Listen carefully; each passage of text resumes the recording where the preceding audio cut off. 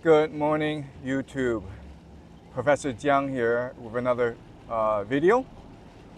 Now, some of you in the comment section have been asking me why World War III has not started, why the conflict between the United States and Iran has abated. The answer is because modern warfare is hybrid warfare. 9% of warfare you will not see. So much of warfare nowadays is informational, controlling the media narrative, electronic, cyber warfare, psychological, weakening the will of the people to fight you, and covert ops, economic sabotage, imposing sanctions, trying to assassinate the leaders of Iran. So the United States and Israel are committed to a policy of regime change in Iran.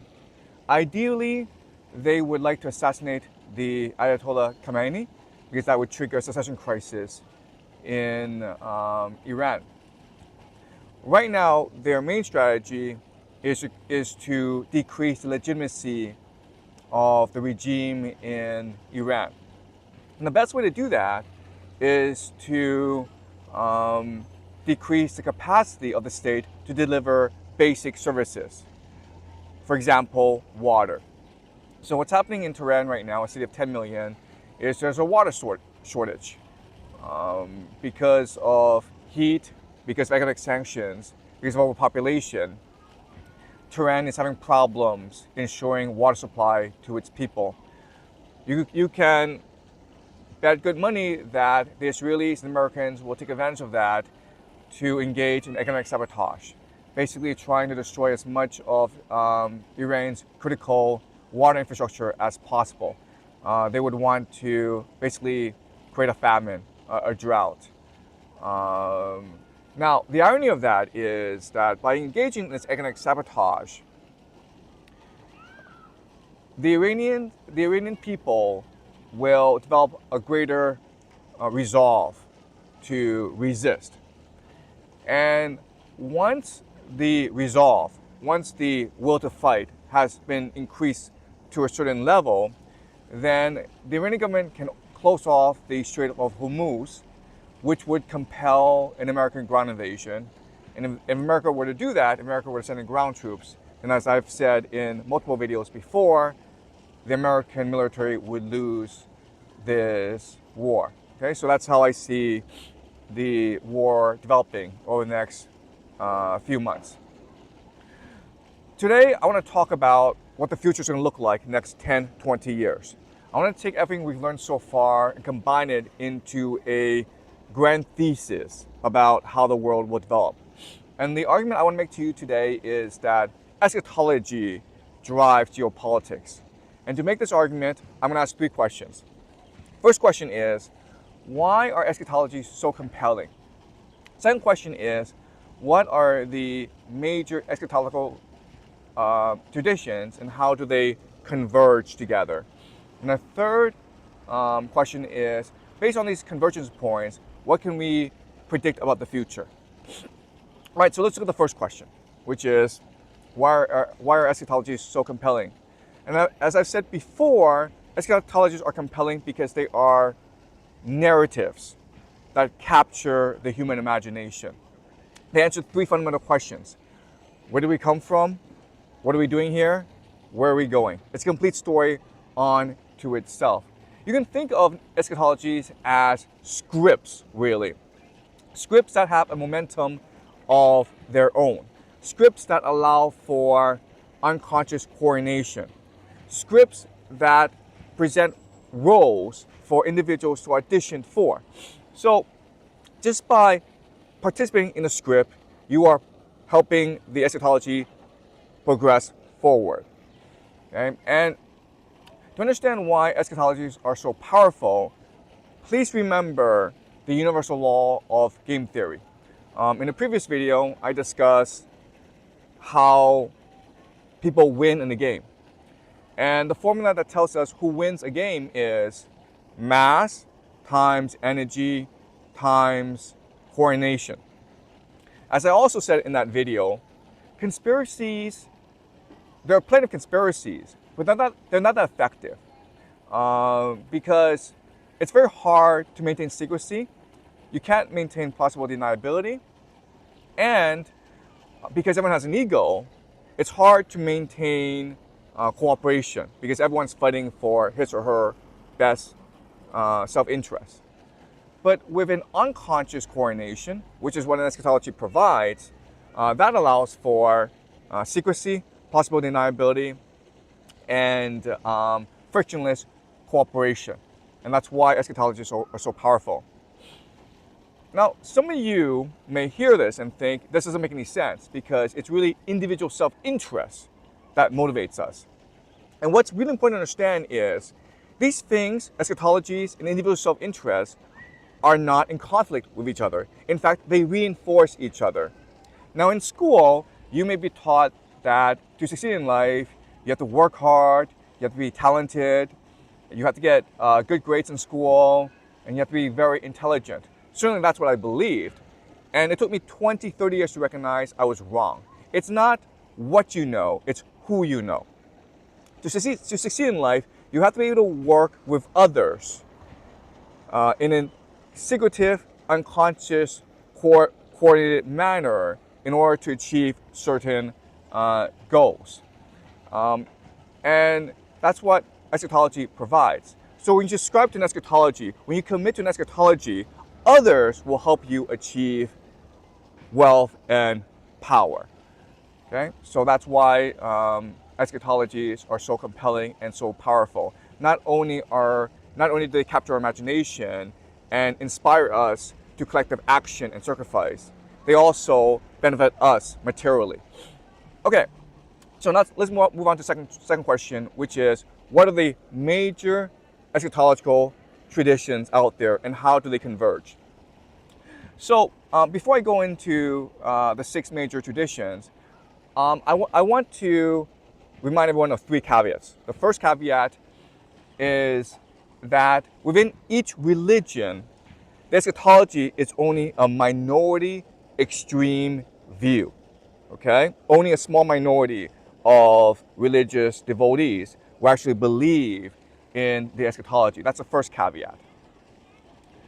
The second caveat is that there's tremendous diversity within each eschatology. You can interpret the eschatology allegorically, which is to say that it's compelling you to a path of personal redemption and salvation in order to improve the world, or you can interpret it literally, which is that this is a true prophecy and everything in it will happen in order for the world to end or for the world to become a better place. Okay? And also, there are different sequencing of events and different interpretations in the eschatology. Okay? So that's the second caveat. Eschatologies within each tradition are very diverse. And the third caveat is that eschatologies are dynamic. And the reason why is eschatologies are in conflict, are in competition, in communication with different eschatologies. Think of eschatologies as stories that are trying to be the best possible story in order to capture the imagination of their believers. And to do that, they're going to incorporate the best elements from different eschatologies into their own. And that's why so many of these eschatologies, they follow a similar pattern because they've been learning and adapting from each other. Okay, so having said these 3 caveats, let's go into the 6 major eschatological traditions. And I'm going to focus on the most extreme version of each tradition because according to game theory, it's the fanatics who matter. It's the fanatics who are the most energetic, who are the most committed to achieving the eschatology. So the first eschatology is Zoroastrianism, which was the original eschatology. In the Zoroastrian tradition, the world is divided into good and evil, the light and the darkness, the truth and the lie. And at the end of the days, there'll be a final battle between these 2 cosmic forces. And as humans, we must choose which side to fight for. At the end of this battle, when good has triumphed, there'll be a day of judgment. Okay? And this structure, this cosmology, heavily influenced Judaism. And so in the Judaic tradition, because Jews have been persecuted for thousands of years, they believe that eventually a Messiah of war will come to them, and he will lead the Jews to victory against all the enemies. He will reconstitute the nation of Israel and bring back all the Jews from the diaspora.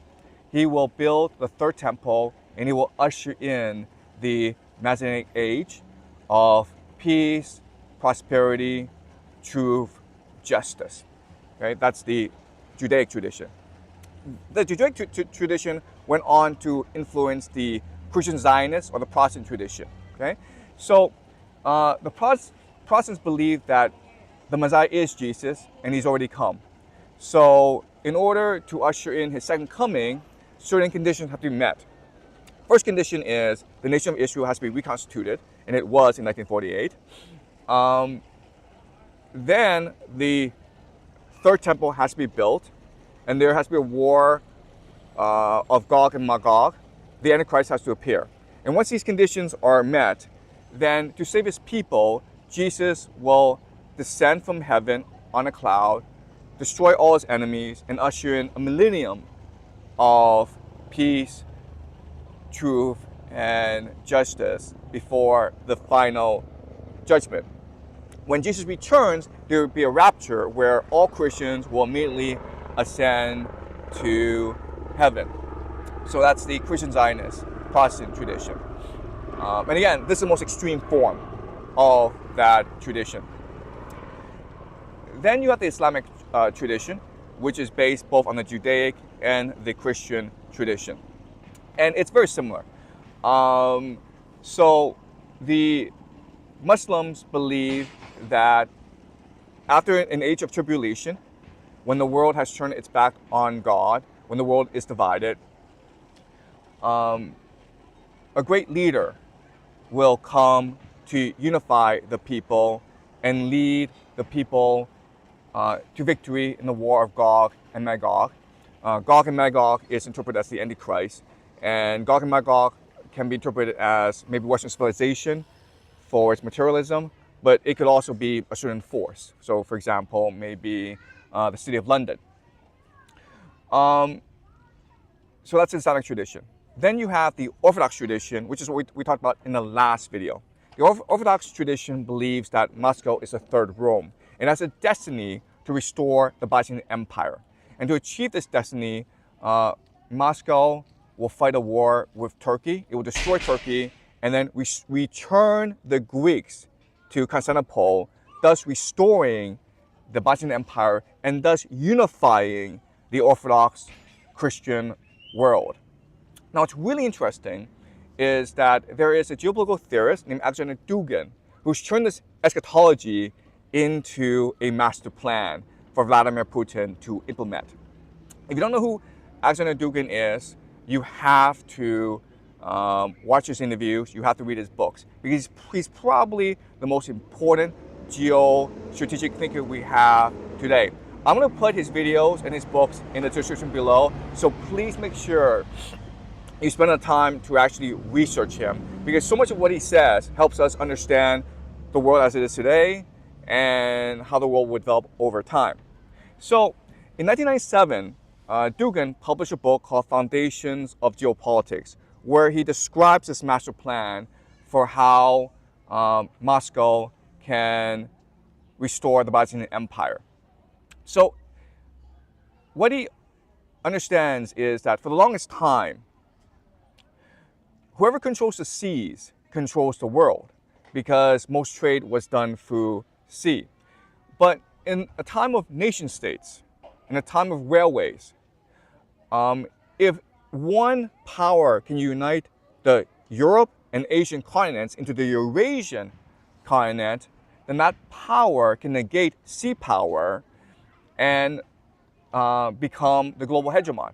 And that's why the British the British Empire are committed to two things. The first thing they're committed to is maintaining naval power. And the second thing they're committed to is ensuring that no major power would arise in the Eurasian heartland. And that's why the British basically provoked Germany into World War I, because Germany was threatening to be this power. And that's why Britain is now afraid of Russia, because Russia is trying to be that power to unify the entire Eurasian heartland. For Dugin, to unify the Eurasian heartland, what Moscow needs to do is, first of all, create the Berlin-Moscow axis to reconcile itself with Europe. It must also create the Moscow-Tokyo axis to reach out to Southeast Asia, and also to create the Moscow-Terrain axis to control the resources of the Middle East. And by building this alliance, what Moscow is doing is not only restoring the Byzantine Empire, but it's also restoring the Pax Mongolica, the Mongol Empire. So Moscow sees itself as the heirs to both the Byzantine Empire as well as the Mongolian Empire. Now, Dugin thinks this is entirely possible because the Iranians, the Japanese, and the Germans all feel slighted, humiliated by the Anglo-American Empire. So if you give them a choice between sticking with the Anglo-American Empire or joining the new Russian Confederation, where they'll be giving more freedom, then they will opt for the Russian Confederation. So that's the grand plan. Now, obviously, the Anglo-American Empire is going to oppose this plan. And so for Dugin, what's important is to create internal chaos and dissent and conflict within America and within Britain to destroy the Anglo-American Empire. And that's already happening right now because you have Brexit in Britain, and now you have this mass immigration, which is threatening the British identity. In America, you have Donald Trump, who is proposing America first. So all is going to plan. This plan also recognizes that both Turkey and China are also enemies to the rise of this Eurasian unification. But as we discussed in the previous video, Turkey itself is not very stable. It's kept together for the political maneuvering of Erdogan. Once he's gone, then all these ethnic tensions, these geopolitical tensions, these economic tensions that exist in Turkey will explode, and it will overwhelm Turkey, thus causing it to collapse as a nation state. It will lose its coherence as a nation state. Dugin is not worried about China as well. He understands that Russia and China can never be allies because China is too economically dependent on the Anglo-American Empire. Basically, the point is Russia has nothing to offer China. China, it's basically a manufacturing economy which must sell its goods to the Anglo-American Empire. Russia cannot absorb these goods. At the same time, there are a lot of internal contradictions in China. I can tell you, as someone who lives in China for many, many decades, China is not going to survive an economic catastrophe. It's not going to survive an ecological catastrophe. In fact, its economy is propelling the nation to an ecological catastrophe. China is overpopulated, has very little resources, and it imports 1/3 of its food. It imports most of its oil. These vaunted industries, EV, AI, rare minerals, they're all contributing to massive ecological destruction in China. I mean, you can say it's unsustainable, but you can also say these economic policies that destroy the environment, it's really suicidal. Okay, so China does not have a very bright future ahead of it. So Dugin's not worried about China either. Okay, so that is the master plan of Alexander Dugin, and again, it is based on the Orthodox eschatology, which perceives Moscow as a third Rome and perceives Vladimir Putin as the last czar, as this great unifier of the world. In Dugin's terms, Putin is the katechon. Okay, the katechon is a Greek word meaning the force that restrains the Antichrist. Okay, so for Dugin, Moscow has responsibility to be the force for civilization, for good, for God. Okay, now let's move on to the last eschatological tradition, which is the Catholic eschatology. Now, it's interesting because if you read Augustine and the City of God, what he argues is that the church is the millennium. The church is the embodiment of the Messianic age. So with the coming of the church, the world has ended because the church is able to step out of history and ensure peace, truth, and justice in the world. And that very much is still the official Catholic Church line. There are eschatological elements to the Catholic Church. For example, Catholics do believe that there'll be a second coming of Jesus, and there'll be some certain signs that precede the second coming of Jesus, which include the mass conversion of Jews, which include the age of tribulation, which include the coming of the Antichrist.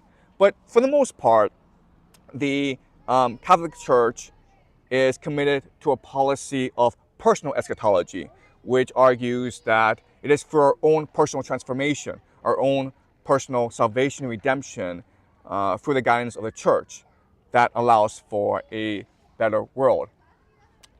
This is the official line, but we can be suspicious that this is actually what they really believe. I'm sure that there are certain elements within the Catholic Church who do have an eschatological worldview. Okay, and there are 3 reasons why I would think the church, many elements in the church, want radical global transformation. Okay, so let's look at these three reasons. First of all, we have to remember the origins of the Catholic Church. It started out as a secret conspiracy against the Roman Empire, and it succeeded. Okay, so the Catholic Church is very good at conspiracies. In fact, it really developed the world's first intelligence agency, first global intelligence agency. There's certain elements within the Catholic Church, the Jesuits, Opus Dei, which are famous for their effectiveness, their organization, their strategy. Okay, so that's the first thing we have to remember about the Catholic Church. They are very good at conspiracies. In fact, they're so good, we don't even talk about their conspiracies. So if you go online on Twitter, on social media, everyone's talking about the deep state. Everyone's talking about the Jews. Everyone's talking about the City of London. But no one's talking about the Catholic Church. That's really weird. You have books and books and books of how Jews have influenced history, but very few books on how the Catholic Church influenced history. I would think that the most powerful, wealthiest, and most secretive organization in human history for the past 2,000 years, they would have a much greater impact on human history than the Jews. Okay, so the second thing to remember about the Catholic Church is before the Anglo-American Empire, they were the empire. Okay, they had 1,000 years from the fall of Rome until the rise of the British Empire, when they were in charge, when they were the de facto power in the world. And for many, they believed that was the Messianic age. That was the millennium. That was the most perfect age, the most glorious age in human history. And we screwed it up. We threw it away with the rise of the British Empire. And therefore, we must return to that golden age when the Catholic Church was the dominant empire in the world. And the Third thing to remember about the Catholic Church is they really are the most powerful non-state organization in the whole world. They have a global network. They have 1 billion followers. If there is a global catastrophe, they are the most ready to rebuild the world after it collapses. So these are major advantages for the Catholic Church, and that's why I think that there are many elements within the Catholic Church who do have an eschatological worldview. They have a plan to conquer the world, and they are slowly implemented. Okay. So having said that, let's go over the major opposition, the opponents of the Catholic Church. Well, the first major opponent, of course, is the Anglo-American Empire. And the Anglo-American Empire represents, of course, Enlightenment principles, neoliberalism, materialism, capitalism, Protestantism. Okay, and remember, the Protestants and Catholics hate each other. These are the two greatest rivals in human history. Their wars have cost millions of lives. Okay, so that's the first major opponent to the Catholic Empire that the Catholic Church must destroy. Okay, the Anglo-American Empire. Second opponent is the nation state. So in Augustine's formulation, the church is outside of history. It is above history. It controls history. But with the French Revolution, the idea of a nation state came into being. And the idea of a nation state is that it is above church. Okay? And that's why in France, there's such an emphasis on the separation of church and state. So obviously the Catholic Church wants to reverse this order. And in order to reverse this order, it really has to destroy the concept of the nation state. Okay, and the third major opponent is really modernity itself, the cult of the individual, which celebrates materialism, hedonism, pleasure, multiculturalism. Okay, so the church needs to destroy all three forces if it is to resume the millennium. And we can suspect that there's already a plan in place. And the Catholic Church stands a very good chance of achieving its eschatology. So let's look at the three signs that the Catholic Church has a plan in motion. Well, the current Vice President of the United States, J.D. Vance, he is a recent Catholic convert. The new Pope is an American. Okay, I don't think these are coincidences. I think this is all part of a larger plan. We also have to remember that the Catholic Church is embedded into the institution of power in the United States. So 6 of the 9 Supreme Court justices are Catholic. Okay. Also, the CIA was founded with the help of the Vatican. So William Donovan, who was the founder of the OSS, the precursor to the CIA, he was a Catholic who was very good friends with the Pope. Also, when the CIA came into being, it had a mandate to fight communism around the world. The problem was that at that time, the CIA didn't have a global network. The Vatican did have a global intelligence network, and so the CIA and the Vatican formed a holy alliance against communism. And there have been so many CIA directors who are Catholic that the CIA has been nicknamed Catholics in Action or the Catholic Intelligence Agency. Okay, so the Vatican and the CIA are very, very close. Another sign is that the Catholic religion is growing very, very fast in America. Right now, it's about 22% of the American population, but all those immigrants that are coming to America, half of them are Catholic. And these are the legal immigrants. We're not counting the illegal immigrants who are majority Catholic. And also, remember, Catholics have more children than Protestant families. So the demographic trend looks very good for the Catholic faith. But we can also argue that if there's an American Civil War, a second Civil War, and the institutions of authority are destroyed, the American Catholics are in the best position to capture the American state. And if they're able to capture the American state, then they would control the world. Okay, so I think there are some fanatics within the Catholic Church who want to initiate a second American Civil War because they believe that this war will create the opportunity for the Catholic Church to control America and thus destroy all three of its major opponents: the Anglo-American Empire, the nation state, and modernity itself. Okay, so having looked at the major eschatological traditions, I'm going to discuss where they converge. And what's really interesting is there's actually quite a few convergence points that are very important. The first convergence point is that there will be a major conflict in the Middle East that will suck in the whole world. It will be World War III, okay? Second convergence point is that America will not be involved in this war. And that's very interesting because America is right now the global hegemon. So why America isn't involved in this war, we don't know. It could be because they launched a ground invasion of Iran, it failed, and they were forced to retreat. It could be there's civil war going on in America, okay? But America is not involved in this war. The third convergence point is that China is not involved in this war either. And I suspect that it's because China is facing an ecological catastrophe. It doesn't have enough water, it doesn't have enough food, it doesn't have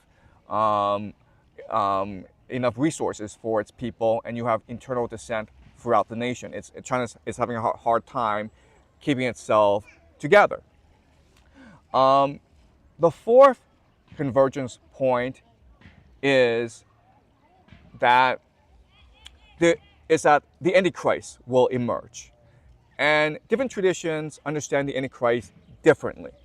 But they all believe that this powerful force will emerge, who is charismatic and who will unify the world. Another convergence point is that Israel will become the dominant power in the Middle East, presumably after America leaves the Middle East. And we can understand why, because if America leaves the Middle East, then all of America's military infrastructure, CENTCOM, will merge with the Greater Israel Project, thus creating the Israel Empire. Another convergence point is that anti-Semitism will grow around the world, compelling Jews to return to Israel. Another convergence point is that the Dome of the Rock will be destroyed, and thus provoking the Muslim world to take arms against Israel and possibly initiating the war of Gog and Magog.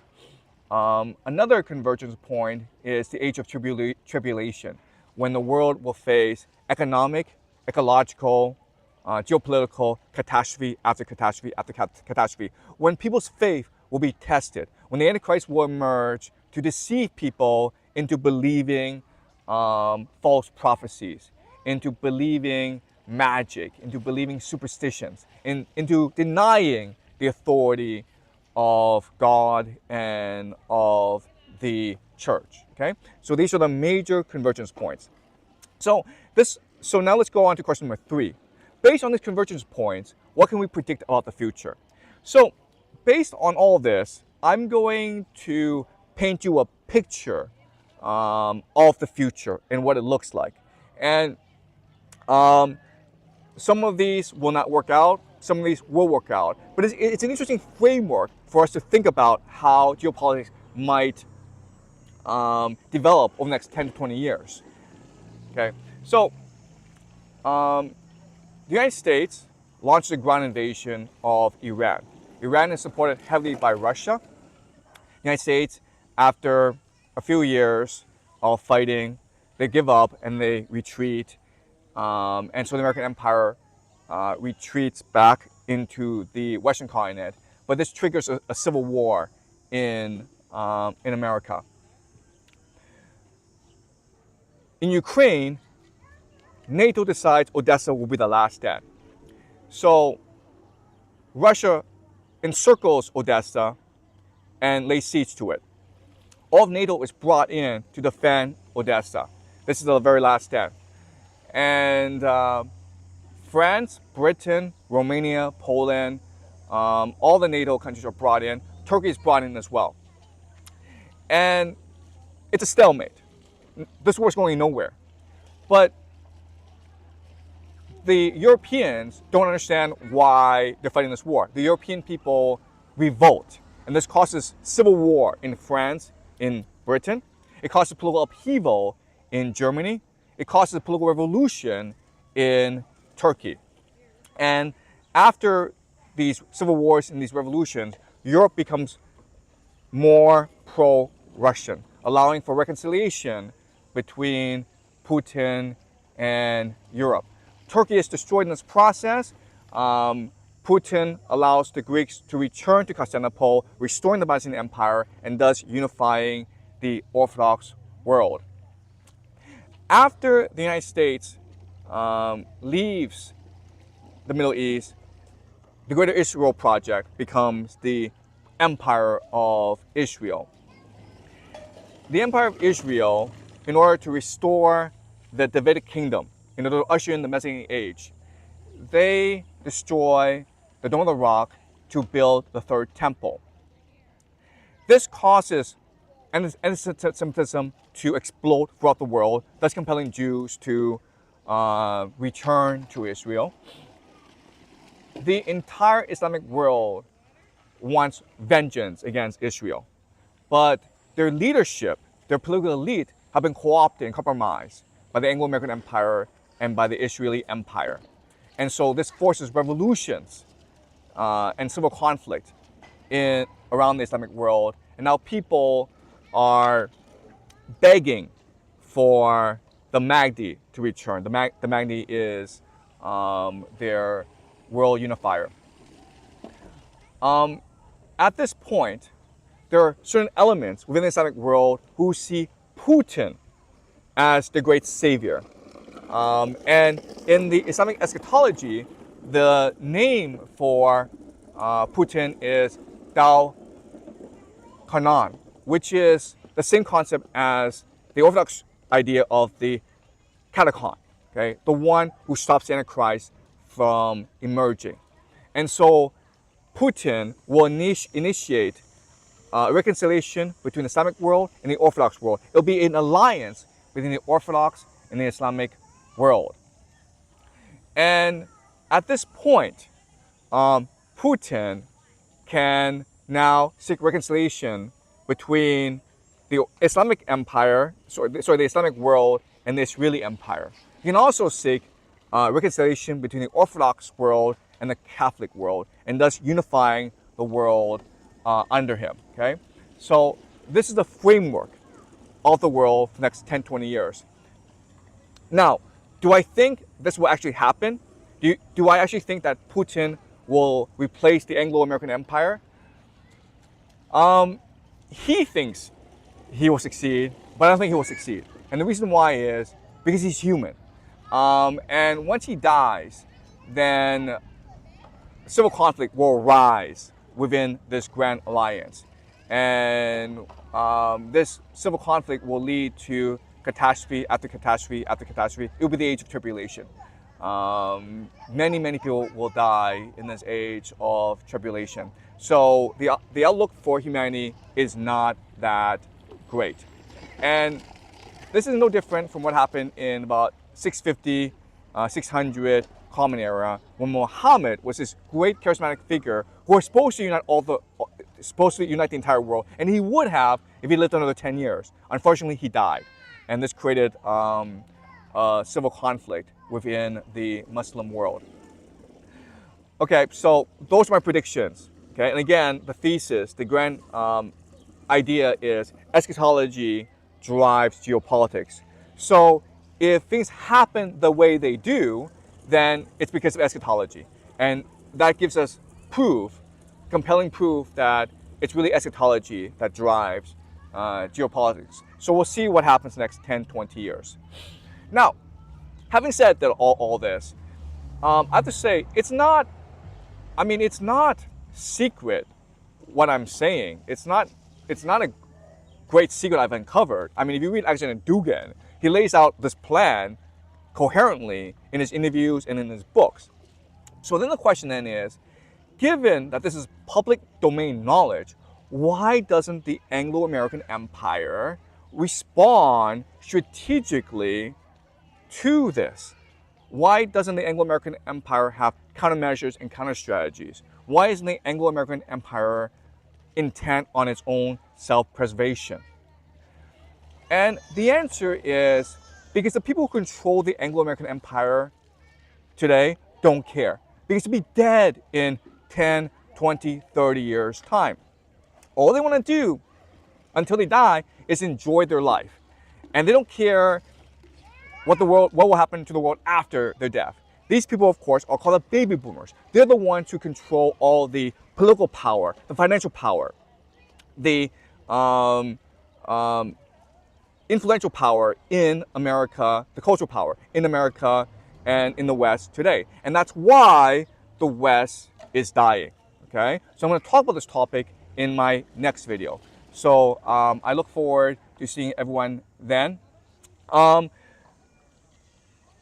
you're interested, please join my Discord server. I'm going to put the link below. If you have the means, please support my work by donating to me on Buy Me a Coffee. I really appreciate all the donations. It's real validation of my work. Okay, all right. So thank you so much, and I will see everyone next week.